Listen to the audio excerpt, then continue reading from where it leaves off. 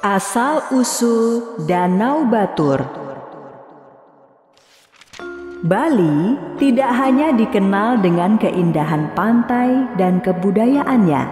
Pulau ini juga memiliki tempat-tempat wisata yang menarik yang berada di pedalaman dan jauh dari pantai. Salah satu tempat yang menarik itu adalah Danau Batur. Danau Batur masuk ke dalam Kecamatan Kintamani, Kabupaten Bangli. Danau Batur merupakan danau kawah dari Gunung Batur yang sampai saat ini masih aktif. Air Danau Batur berasal dari hujan yang tersaring oleh Gunung Batur. Pada 20 September 2012 oleh UNESCO, Danau Batur ditetapkan sebagai Taman Bumi atau Global Geopark Network. Di balik keindahan Danau Batur, terdapat cerita mengenai asal-usulnya yang kisahnya masih dikenal secara turun-temurun hingga sekarang oleh masyarakat Bali. Bagaimana kisahnya? Mari kita simak dalam cerita berikut ini. Pada zaman dahulu, hiduplah sepasang suami istri yang kaya raya. Sayangnya, pasangan suami istri ini belum dikaruniai anak. Namun, mereka tidak putus asa. Sepanjang hari, mereka berdoa agar segera diberi anak. Tuhan kemudian mengabulkan doa mereka. Tidak lama berselang, pasangan suami istri tersebut dikaruniai seorang bayi laki-laki yang sehat dan kuat. Kebo Iwa, itulah nama yang kemudian diberikan oleh orang tuanya. Meskipun masih kecil, Kebo Iwa memiliki nafsu makan yang sangat kuat. Sekali makan, Kebo Iwa bisa menghabiskan jatah makan untuk 10 orang. Seiring berjalannya waktu, serta jatah makannya yang sangat banyak, membuat Kebo Iwa cepat tumbuh menjadi manusia dewasa. Ketika telah menjadi dewasa, jatah makan Kebo Iwa semakin menjadi-jadi. Sekali makan, Kebo Iwa bisa menghabiskan jatah untuk 100 orang.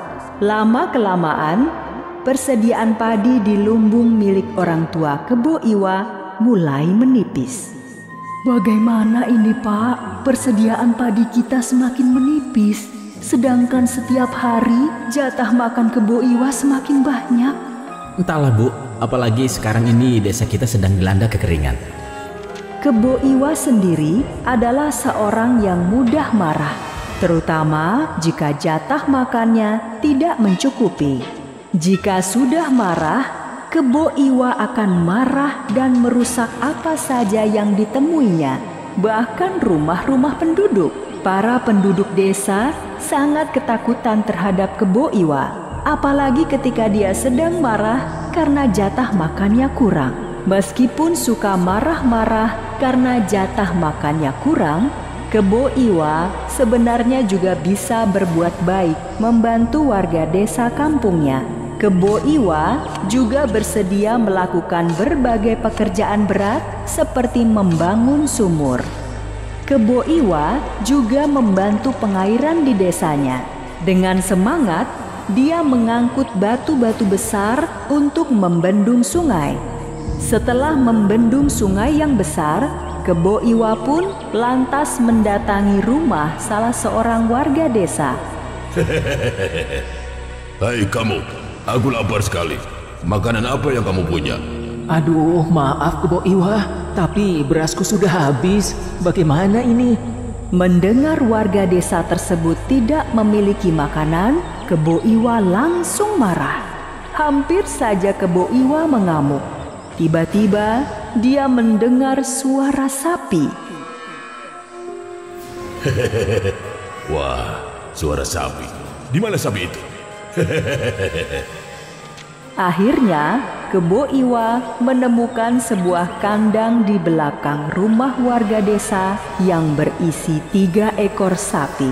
Wah, sapimu gemuk-gemuk juga. Kurasa cukup untuk sekedar mengajal perutku hari ini. Warga desa yang ketakutan diam saja melihat Kebo Iwa mengambil sapinya. 3 ekor sapi itu pun tidak lama kemudian sudah berpindah ke perut Kebo Iwa. Nah, kalau perutku kenyang kan semuanya jadi beres. Meskipun Kebo Iwa juga suka membantu para warga desa, kebiasaannya yang suka marah-marah ketika lapar pun akhirnya mendatangkan ketakutan para penduduk. Sehingga suatu hari kepala desa membicarakan masalah ini dengan beberapa warganya. Kepala desa, meskipun Kebo Iwa suka membantu, tetapi sikapnya yang suka marah ketika tidak diberi makanan sangat membuat kami takut. Benar kepala desa, kita harus berbuat sesuatu. Belum lama ini Kebo Iwa memakan 3 ekor sapi saya. Padahal hanya sapi-sapi tersebut yang saya punya untuk membajak sawah. Aku pun sebenarnya juga khawatir dengan masalah ini. Tapi siapa yang berani menghadapi Kebo Iwa? Beberapa hari kemudian, terlihat beberapa warga membawa makanan ke rumah kepala desa. Makanan yang terkumpul pun sangat banyak. Selain makanan, para penduduk juga mengumpulkan batu-batu kapur dalam jumlah yang sangat banyak. Kepala desa, sebenarnya untuk apa makanan yang sangat banyak ini? Dan juga batu-batu kapur ini untuk apa? Tenanglah, aku punya rencana untuk mengatasi masalah Kebo Iwa.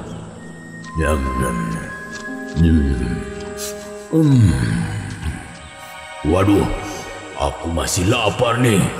Kebo Iwa yang masih lapar itu kemudian didatangi oleh kepala desa dan beberapa warga. Hei, kenapa kalian datang ke sini? Apa kalian punya makanan? Aku masih lapar. Itulah tujuan kami ke sini. Kami punya banyak makanan dan akan memberikan semuanya. Asalkan kamu bersedia membantu kami. Yang benar.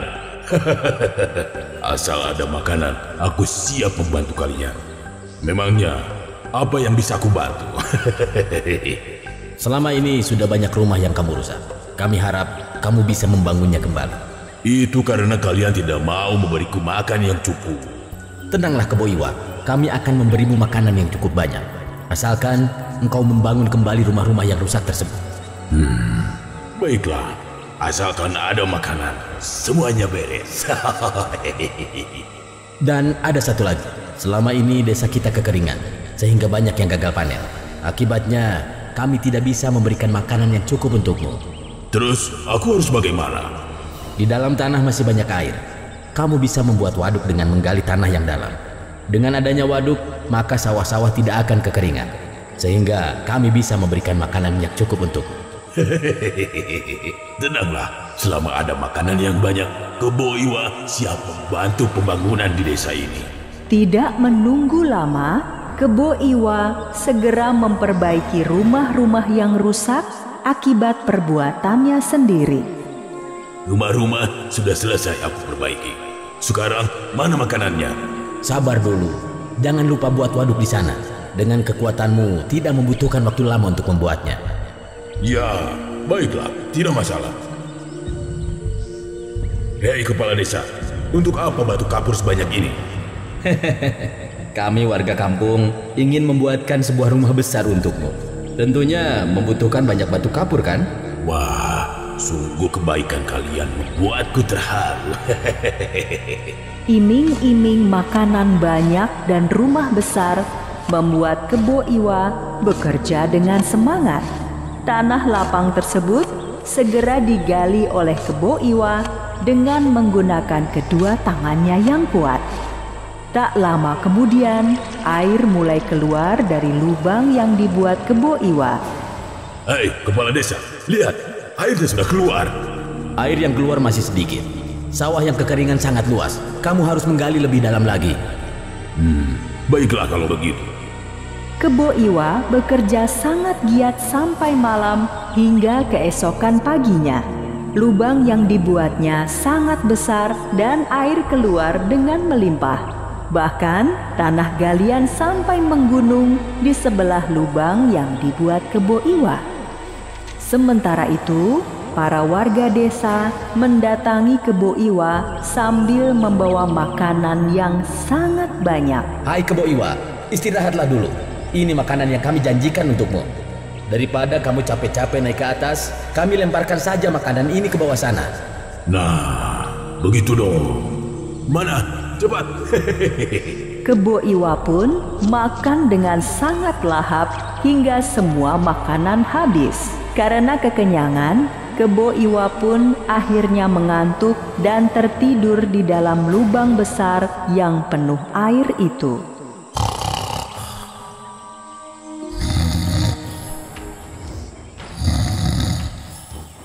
Kebo Iwa yang tidur sangat nyenyak itu tidak menyadari bahwa tubuhnya perlahan-lahan tenggelam ke dalam air. Cepat, lemparkan batu kapur itu ke dalam lubang semuanya. Jangan ada yang tersisa. Kepala desa dan warga desa bahu-membahu melemparkan batu kapur ke dalam lubang tempat Kebo Iwa tertidur. Tidak lama kemudian, lubang galian yang dibuat Kebo Iwa tertutup batu, sedangkan air terus saja masih keluar. Lantas, bagaimana nasib Kebo Iwa? Kebo Iwa pun terbangun dan menyadari dirinya tenggelam. Dia berusaha bangun dan keluar dari lubang. Namun terlambat. Batu-batu kapur yang sangat besar dan banyak telah menimpanya. Tidak lama kemudian, Kebo Iwa pun mati tenggelam di dalam lubang yang digalinya sendiri. Lubang yang dibuat Kebo Iwa terus-menerus mengeluarkan air yang sangat banyak. Akibatnya, lubang tersebut perlahan-lahan berubah menjadi danau.